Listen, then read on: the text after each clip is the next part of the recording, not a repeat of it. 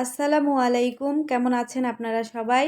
আশা করি যে যেখান থেকে আমার এই ভিডিওটি দেখছেন, মহান আল্লাহ তাআলার অসীম রহমতে অনেক ভালো আছেন। আমরাও আলহামদুলিল্লাহ ভালো আছি। ছোট্ট একটা ভিডিও নিয়ে হাজির হয়ে গেলাম আমার প্রিয় ভিউয়ার্সদের মাঝে। আজকের ভিডিওটা কিন্তু অনেক ছোট আর এখানে কিন্তু আমি টুকরো কাপড় দিয়ে ওড়না জোড়া দিচ্ছিলাম। আমি তো প্রাইড কটনের উপর কাজ করি আপনারা জানেন। প্রাইড কটনের যে শাড়িগুলো থাকে সেগুলো থেকে 2 পিস করার পরে কিছু টুকরা থাকে। সেই টুকরোগুলো দিয়ে কিন্তু ওড়না তৈরি করা যায়। তবে এতদিন আমি পাইপিনের কাজেই ব্যবহার করছিলাম। এখনও রেখেছি বেশ কিছু। আর কিছু বাড়তি কাপড় আছে যেগুলো দিয়ে আমি ওড়না তৈরি করব। তবে অনেক আগে থেকেই ওড়না তৈরি করার ইচ্ছা ছিল। তবে কর্মী পাচ্ছিলাম না কাটওয়ার্কের জন্য। আমি তো একা হাতে এত কিছু করতে পারবো না। বিভিন্ন রকম কাজ থাকে হ্যান্ড এমব্রয়ডারির জন্য। আর যেহেতু সংসার সামলিয়ে এই ছোট্ট কাজটা আমি করি, তো এর জন্য কিন্তু আমি ওড়নাগুলা তৈরি করার সময় পাচ্ছিলাম না। তো এখন বেশ কয়েকজন লোক পেয়েছি, ৩-৪ জন।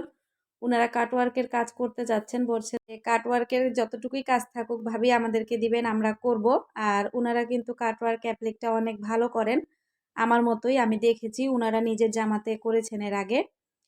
তো তাই বেশ কিছু ওড়না আমি জোড়া দিয়ে নিচ্ছিলাম। আর একটা ওড়না এখন জোড়া দিচ্ছি, সেটা আপনাদের সাথে শেয়ার করব। আর এখানে কিন্তু এই যে নতুনভাবে পাইপিংটা কিন্তু সেট করলাম আমি। আর এই পাইপিংটা কি ওড়নাতে ভালো লাগছে কিনা অবশ্যই কিন্তু আমার প্রিয় আপুরা কমেন্ট করে জানাবেন যে এই পাইপিংটা ওড়নাতে দিলে ভালো লাগবে কিনা। সাধারণত কিন্তু এইভাবে চিকন করে আমরা হাতাতে দেই।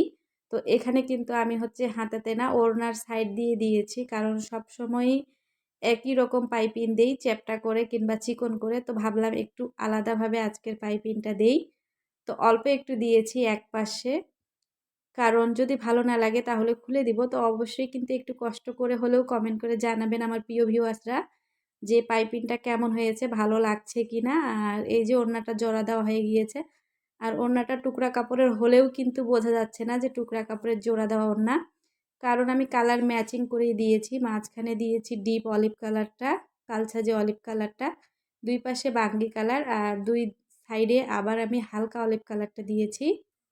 আর এই যে এখানে আমার কর্মী ভাবিটা, উনি সুতা ম্যাচিং করে নিয়ে এসেছেন। আমি কিন্তু উনাকে একরকম দিয়েছিলাম কাজটা।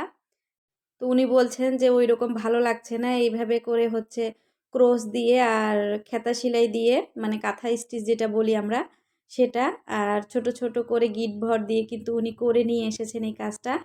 তো দেখছি যে মাশাল্লাহ সুতা ম্যাচিংটা কিন্তু অনেক সুন্দর হয়েছে। উনি বলছেন সবগুলোই শুধু হালকা দিবেন, একটু ডিপ করে করলেও তো হয়, ভালো লাগে। আর এই ম্যাচিংটা কিন্তু এর আগে আমি আপনাদেরকে দেখিয়েছিলাম ভিডিওতে। তো সেটাও আমার কাছে ভালো লাগেনি। পরে খুলে এইভাবে করে ম্যাচিং করেছি।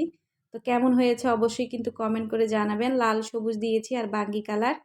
তো সামনাসামনি কিন্তু দেখতে আরও বেশি সুন্দর লাগছে ২টা ম্যাচিংয়ে।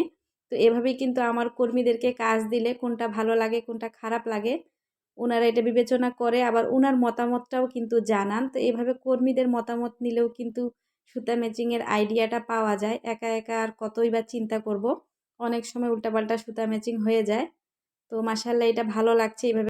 এভাবেই কিন্তু রেখে দেব। ওই সুতা ম্যাচিংটা এরকমই হবে, ভাবি আসলে বলে দেব যে হ্যাঁ ঠিক আছে, এটা ভালো লাগছে, এরকমই করে দিবেন। তো আজকের ভিডিওটা যদি ভালো লাগে তাহলে প্লিজ একটা লাইক দিয়ে দিবেন। আর চ্যানেলে নতুন হলে কিন্তু চ্যানেলটি সাবস্ক্রাইব করে আমার পাশে থাকার জন্য অনুরোধ জানাচ্ছি।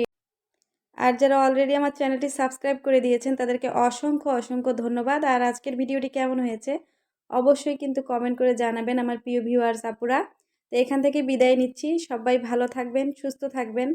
মহান আল্লাহ তাআলা আমাদের সবাইকে ভালো রাখুন, সুস্থ রাখুন। আসসালামু আলাইকুম। আল্লাহ হাফেজ।